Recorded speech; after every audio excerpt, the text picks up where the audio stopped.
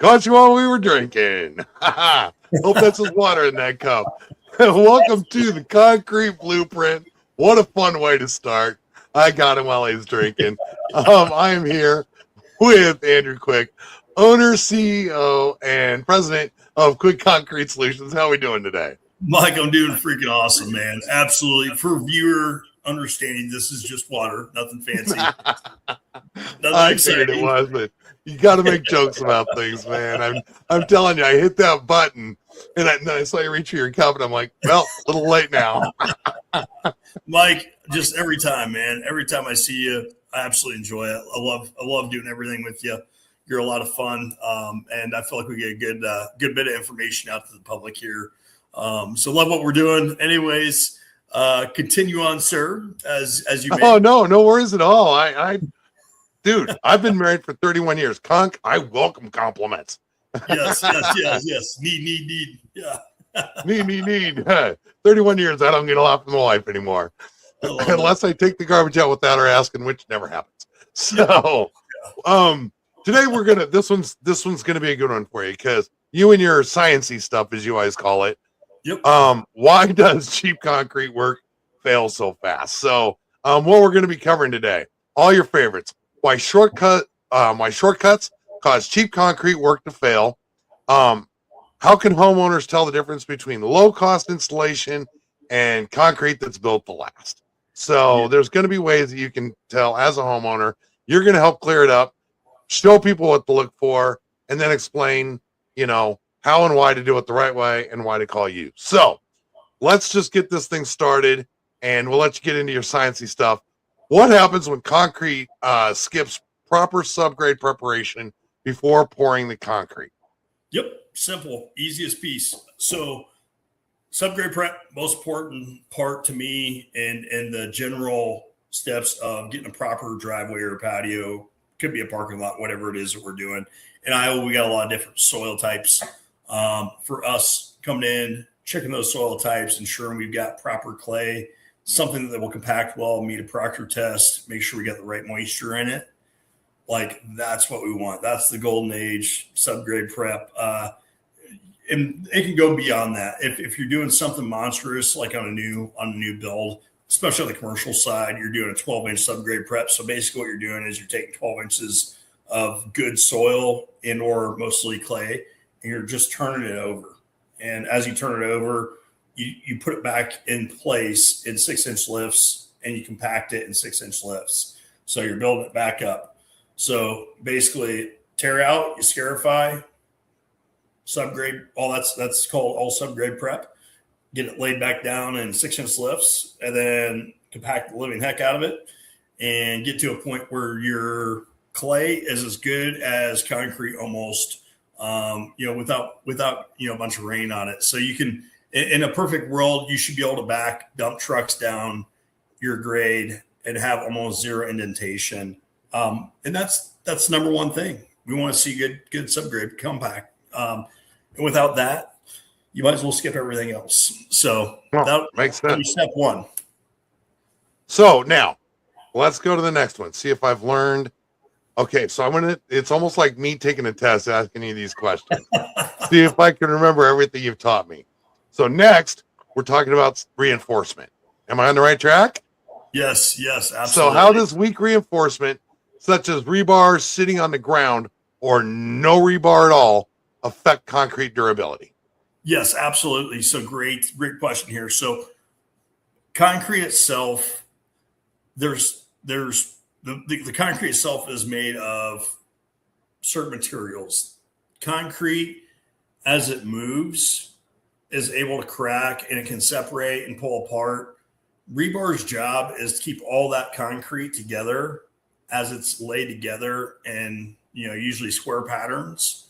And there's other formations depending on what it is, but basic being is you want that concrete rebar up in the middle of the concrete to where as the concrete is shifting up and down or trying to pull apart, all that concrete rebar is doing is lacing everything together and making sure that it doesn't pull apart. So you might have what's called a surface crack at the top of the concrete. Just like my fingers are, you might have a crack like that. Yep. But if that crack goes like this and there's a huge gap, that's a failure. The rebar, what it does, it lays underneath, and I'll just go on top, and it keeps that from doing this because it's hooked into the rebar, or I'm sorry, it's hooked into the concrete. So having that proper rebar placement within the concrete is absolutely paramount to having a well-poured driveway or patio, or it could be a parking lot, whatever. So now we've got our rebar. Yep. We're subgrade prep. Now we got our rebar. Now we're talking about the laziness that we talked about earlier, or the cheapness. Yes. Yep. I'm just gonna say it. I know that nobody likes to hear, "Oh my gosh, he or she is cheap," but if you're cheap, you're cheap, and that's just what it is. So, learn to live with it and own it, right?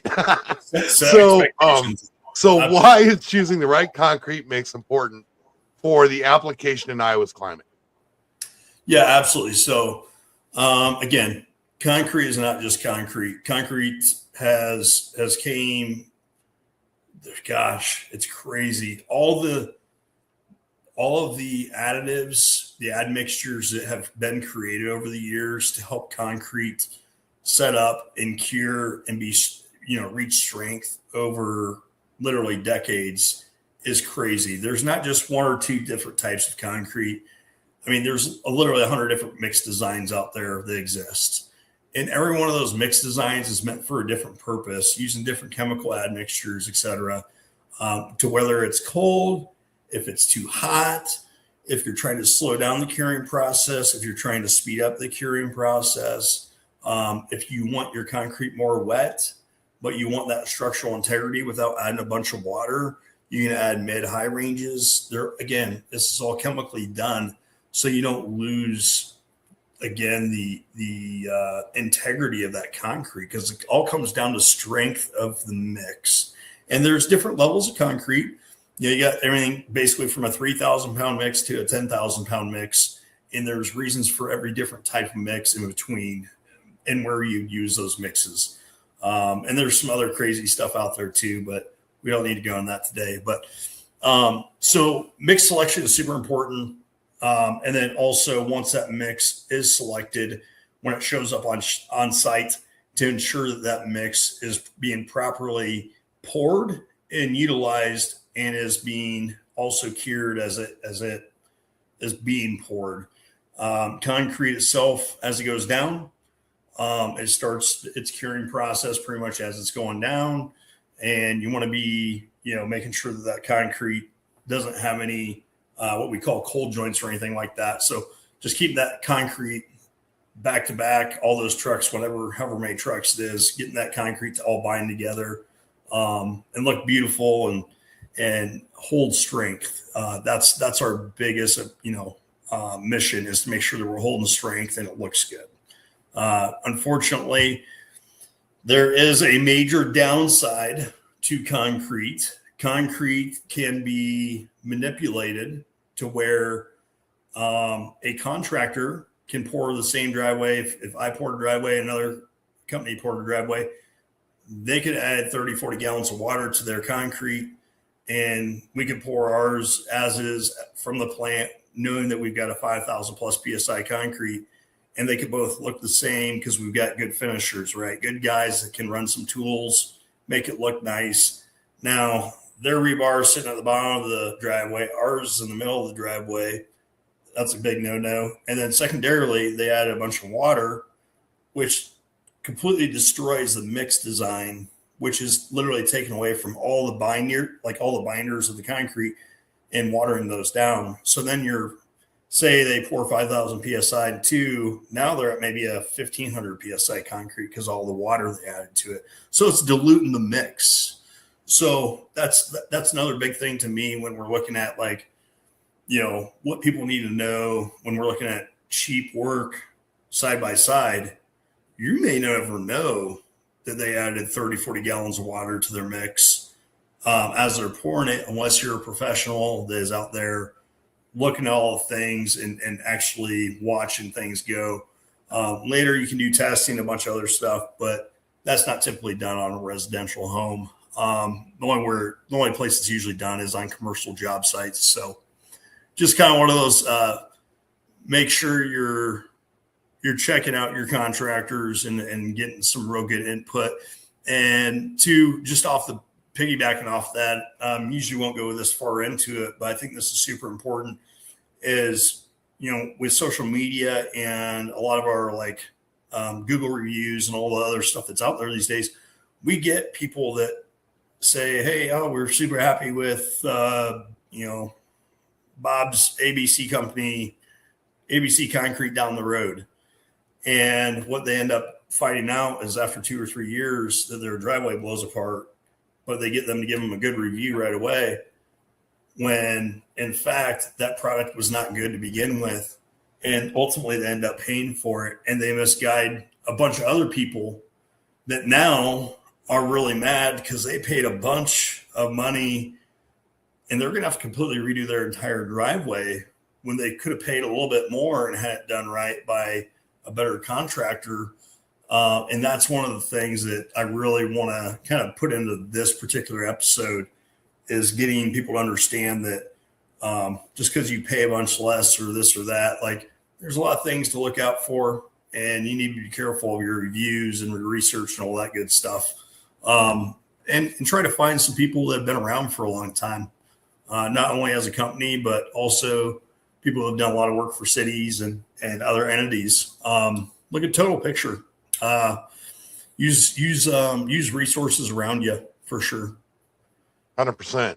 So you were talking about, having good finishers. Which finishing shortcuts can make concrete look good initially, but then cause it to fail after winter or any of the harsh seasons? Yeah, absolutely. Great question, Mike. So having good finishers, that means they have the power, anything, whether depending on what kind of surface they're doing, whether it's power trowels or if they're just running trowel edges, double edging, brooming, whatever else, getting the finished look on concrete. They make it look pretty. In layman's terms, they make it look pretty. Yeah, they make it look pretty. But unfortunately, they also are the ones that allow all the rebar to sit down on the bottom of the ground on top of the rock, if they even put rock down, which most of the time they don't. And the concrete goes from 2 inches to 4 inches to 3 inches to 4 inches to 3 inches to 2 inches. And you have this terrible subgrade underneath. And you're not able to see that as a homeowner because they've prettied everything up on the outside and up top. And it's hard to see underneath the concrete driveway, depending on any situation, right? So it's very important that we as concrete contractors that have the integrity to do things correctly can show our clients, hey, we're meeting these standards, we're doing testing, all this, and show them start to finish. Hey, by the way, here's our subgrade prep. Here's our rebar on rebar chairs. Here's all of our road stone laid out, all that. That's very important. That's the difference between somebody who may be charging, just around a random number here, $12,000 for a driveway versus somebody that says they can do it for $6,500 or $7,500. If you can get somebody to do, a good sized driveway for that much money, you should probably think twice. I always tell people, and I've said it in this, podcast before, cry once, get the best product possible rather than having to worry about it again in the future. And unfortunately, sometimes it just doesn't work out so good for people, and they want to go with the cheapest product possible, and it backfires on them. So it happened. We like to see people, make a good decision, and there's times that we actually push folks to other concrete companies I know are less expensive, but they also do a different type of product than we do. Again, we're kind of more of the Cadillac products. We can sell a Toyota, but we're also a Cadillac dealership, if you will. If that makes sense. Makes sense. So I know we've gone over several of these, but we won't go too much into depth on this. But what problems can occur when a contractor rushes the pour or uses poor, lousy placement methods? Yeah, yeah, absolutely. So another good question. So we go back to like pump trucks. Pump trucks are something that we Yep. really love using. Pump trucks allow us to get the concrete from the actual concrete mix truck down to the ground super quick, super fast, like to the point where we're not racing to finish that concrete to where we get cold joints in between, obviously concrete ready mix trucks, depending on how many trucks are showing up. There's time, lapses that happen there. There's all these time lapses. If you're using like a buggy and driving over all of your rebar, you're bending up your rebar, twisting it around. Again, your rebar shouldn't be on the ground. It should be up on rebar chairs. So using those pump trucks to really push, all that concrete around and push it down into the ground where it's solidified. It's easier for the guys to actually maneuver that concrete around as well. I'm a huge proponent. And I know some other guys in town are as well, but Quick Concrete Solution really we love using, pump trucks. It is the best method. It can't be argued. You look at anybody who's pouring anything from bridges to, different interstates, not so much. They're using a dump truck, basically dumping out the back of a truck, but they don't need to use pump trucks as much because they can drive down beside the machines. But so let me ask you, when is a pump truck necessary? And yes. how can improper placement cause the rebar to sink? Yeah, so you bet. Two great questions. So pump truck's absolutely necessary anytime you want if you're using rebar in your project and you want it to where it should be, proper placed, up in the middle of the concrete. So if you got a 4-inch slab, rebar needs to be up at least 2.5 inches. If it's, 5-inch slab, 2.5 to 3 inches, 6-inch slab, at least 3 to 3.5 inches or so is where you want it placed. It'll sag just a little bit between your chairs and stuff. So we always like going up just a touch more than halfway because it eventually will sink just a touch. But point being is pump trucks are pretty much necessary anytime you're using rebar packages and any kind of like driveway and or patio because you can't drive any kind of vehicle over top of that rebar. Otherwise, you're going to ruin that rebar. You're going to bend it up. You're going to snap it. You're going to cause other issues with grade as well. And then, on the other side of it, luckily, and some of the developmental stuff, we'll get opportunity where we put all the rebar up on rebar chairs and we'll get a clear path to where we can drive a truck, a cement truck, concrete truck. As it's turning, we can drop a chute over off to the side and still be above where the concrete, like the actual rebar is, and we just pour along the side of the trail. So if we're pouring trail, we really don't need a pump truck. In most cases, we've got good access for that concrete truck to literally drive right next to the big trail that we're pouring with rebar reinforcement up on rebar chairs. But again, we're talking two different complete like applications. If we're talking again like a parking lot, again, we're going to want a pump truck. But residential, 9 times out of 10, we want to use a pump truck. Now, however, we do love giving people opportunities to save some money. If this is a house that they're simply wanting a patio for very light use or a driveway for light use, they don't plan on doing any major later improvements or anything like that. We'll always pour a little bit thicker slab, but we also, on top of that, will utilize what's called structural fiber, which allows us to use no rebar in some instances when the load bearing transfer is not very high. Structural fiber is actually mixed in with the concrete itself. They mix it at the plant, so it's mixed in very well. And then what it is literally a bunch of these really tough fibers that lock together like spider webs, and it allows the concrete to stay together as it's trying to move and do things. So it keeps those, like as we kind of mentioned before, these cracks that say hairline, it keeps them as hairline cracks and doesn't allow them to separate and move and shift and do all those things. So, it's in certain instances, structural fiber is not a replacement rebar. If there's heavy road use or heavy load transfers. However, in most residential places, we love to use it in placement of in placement of rebar because it saves the customer a lot of money because we're not using those pump trucks and everything else to give them that best product. So another huge thing we use for like the core engineer, use a ton of fiber in most of their products.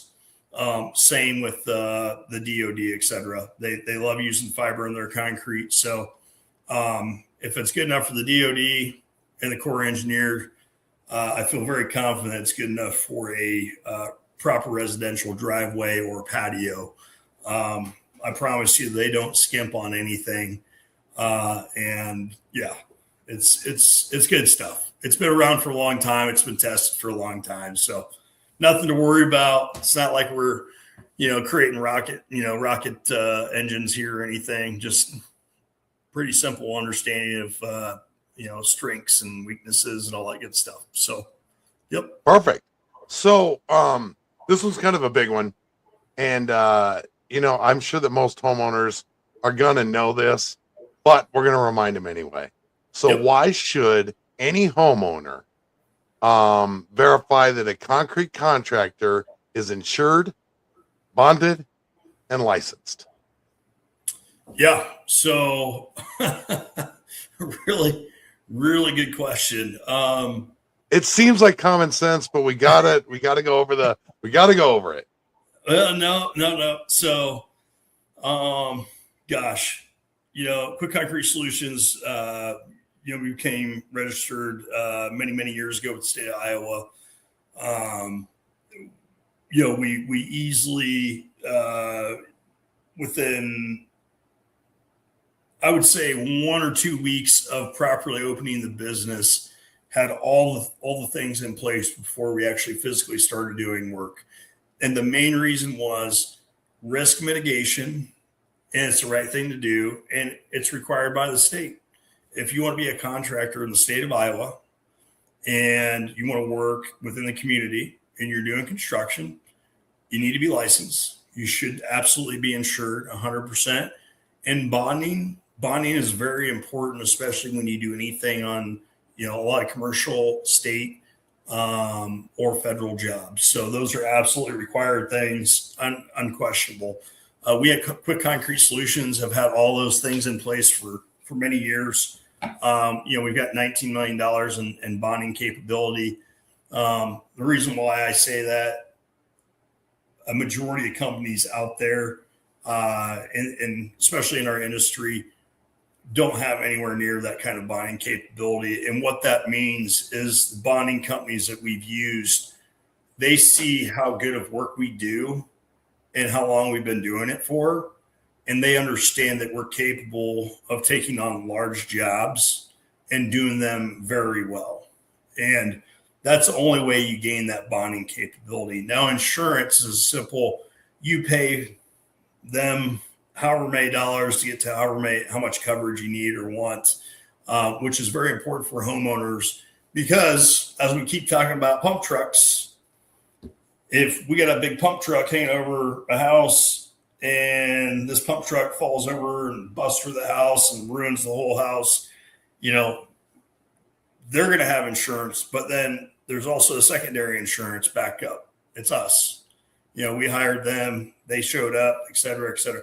You always want to be as covered as you can be as a homeowner or anybody as a hiring party to make sure that you have as little, if none, any kind of issues down the road. And that's why I believe, again, when we look at companies, big or small, et cetera, that they have all the proper documentation in place and then they are registered in the state of Iowa.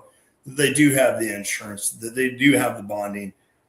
There's a reason why these things exist. And unfortunately, a lot of homeowners will overlook those because they believe maybe their insurance will cover it, or maybe they believe that, again, they can save $4,000 or $5,000 by using ABC company down the road. I've seen it bite people in the butt many times, and we'll leave it at that. Yeah, and that's the stuff that's the short-term effect. Yes, we've already talked about the long-term effect with watering stuff down and not using rebar and blah blah blah blah blah. We've talked about all the long-term stuff. The short-term effect is what happens when, like you said, something busts through your window, one of those fly arm goes, and mistakes happen. Humans happen, sure. Machines happen. 100%. And I'm not saying that but anybody, let's say it happens on your truck, something breaks on a truck, Yes. it's mechanical, and now you have $100,000 worth of repairs to do on your home. Yep. And Absolutely. say that your homeowner's insurance said, yeah, you hired them, because I hate to say this, and this is a whole different podcast, but I also talk to insurance guys. Yes. And homeowners insurance policies are getting real picky about things anymore. Oh yeah. It's hard to get homeowner claims. And again, that's a whole separate thing.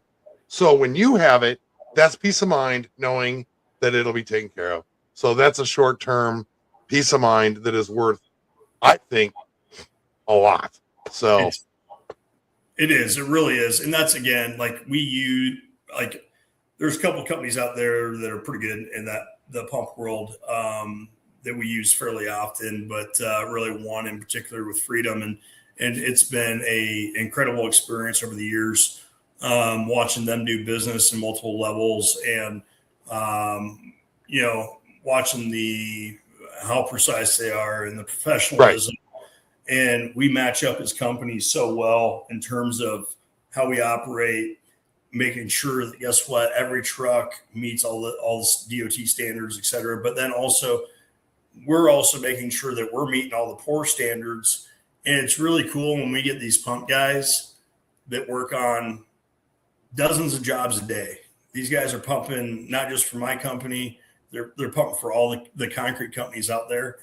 And we get these compliments all the time from all these different, pump guys that are like, hey, we love how you guys do business. We love how you guys are professional. We love your guys and how efficient they are. We love how your guys treat everybody. Your guys, there's never yelling back and forth. It's a very professional setting. And 9 times out of 10, most of the residential clients and other folks, they're trying to, bring us, waters and Gatorades and all this. It's an overwhelming fun experience when you get to do something as cool as redo somebody's driveway or patio or parking lot, whatever it might be. And you get that one-on-one experience with that client. And then of course, as a vendor, you get to see guys who work with all these other companies in our same, world, our same concrete world. And they're constantly patting us on the back. Hey, good job. I like how you guys do that. This is proper technique. It's some days I wonder, I hate to brag, but at the same time, as a business owner, I also get to deal with all the fires, right? All the other stuff. So whenever I get a chance, you know what, I'll take it. I want to brag about my guys. I want to brag about how good they make us look, and how good of a job that we do overall from start of project to end of project. And, everybody's got their bumps in the road, but the best part is the people who recognize consistently that you're always doing the right thing and maintaining a good, highly, credible business. And that's cool to me. That's a super cool thing. So again, not the cheapest, but I do believe we're, the best. I really do. I feel like we really have the market, and there's other guys out there that I'll give credit to as well, just in general, that do good work. But for what we do, man, we kill it. We love it. This is not an industry that you can just kind of relax and go about it lackadaisical. We're not at the Wolf of Wall Street. We don't get a party all day and drive Ferraris home. None of us guys do. So nope, fun stuff. Any other exciting questions for me, Mike? Let's wind it up. Okay. We'll keep this one quick because we're hitting our half hour here. So let's just wind it up and remind everybody. Yep. So because we've talked about this, what 6 shortcuts can make the difference between a driveway lasting 5 years and lasting 30 years? Just give me the 6 shortcuts. I think I was counting while we were going. So give me the 6, and then we'll wind it up. So we can just kind of list them off. Yeah, easy. What were they?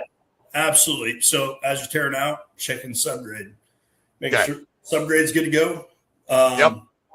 Doing proper testing / concrete testing. Making sure you got proper rebar placement. Making sure that's all good to go. Make sure your mix design is proper.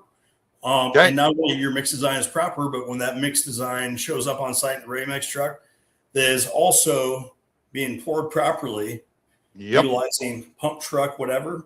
And then also ensuring that guys are not adding 30, 40 gallons of water to the concrete trucks to make it easier on themselves. Again, seeing it too much. And then just the finishing principles with, rebar chairs and getting a fine finish. In certain instances, if we got to use vibratory pieces of equipment to make sure, the concrete sets in as it should, perfect, great. Hammer and forms. I mean, there's a handful of other things that we could throw in there as well.